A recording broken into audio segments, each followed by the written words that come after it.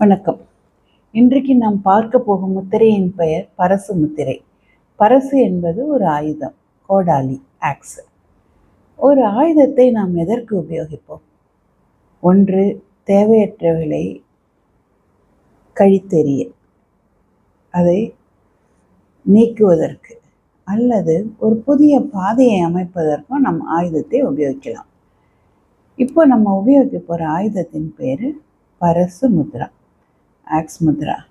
ஒரு கையை ரெண்டு கையிலுமே விரல்கள் இப்படி நேராக வைக்கணும். வலது கையில் கட்டை விரல எடுத்துக்கணும். எடுத்துக்கிட்டு இடது கை மேலே இந்த கட்டை விரலை இந்த மாதிரி வைக்கணும். முதுகல் நேராக வச்சுக்கிட்டு 2லேருந்து 5 நிமிஷம் செய்யலாம். நாம் இதை செய்யும்போது ஒரு மந்திர உச்சாடனமும் இருக்குது. அதையும் பண்ணால் இன்னும் நல்ல பெனிஃபிட்டாக இருக்கும். என்ன மந்திர உச்சாடனம்? ஓம் கம்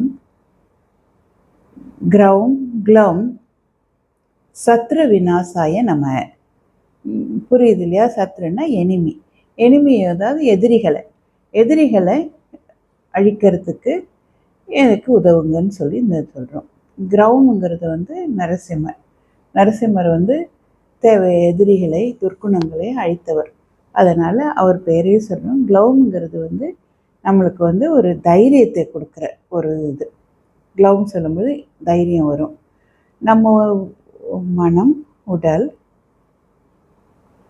அது இல்லாமல் ஸ்பிரிச்சுவலாக, சோஷியலாக 4 விதமாகவும் நாம் குணமடையணும். சில பேரால் கும்பலில் சேர முடியாது. நார்மலாக சாதாரணமாக ஒரு சின்ன விஷயத்தை கூட அறிமுகம் இல்லாதவங்க கிட்ட பேச முடியாது. அப்படி இருக்கிறவங்க தைரியத்தை வர வச்சுக்கலாம். சில பேர் நம்மளுக்கு எதிர்ப்பாக யாரோ ஏதோ மந்திரம் செய்கிறாங்க, தூண்டி விடுறாங்கன்னு நினைப்பாங்க. உண்மையோ பொய்யோ, எந்த எதிர்மறை சக்திகளையும் நம்மளை அணுகாமல் இருக்க இந்த பரசு முத்திரையை வச்சுட்டு இந்த மாதிரி ஓம் கம் க்ரௌம் க்ளம் சத்ரு விநாசாய நமக 2 to 5 minutes 2லேருந்து 5 நிமிஷம் செய்யுங்க. வியாதியை குணப்படுத்தணும்னா ஒரு 15 நிமிஷம் செய்யணும். செஞ்சு பலனடையுங்கள். வணக்கம்.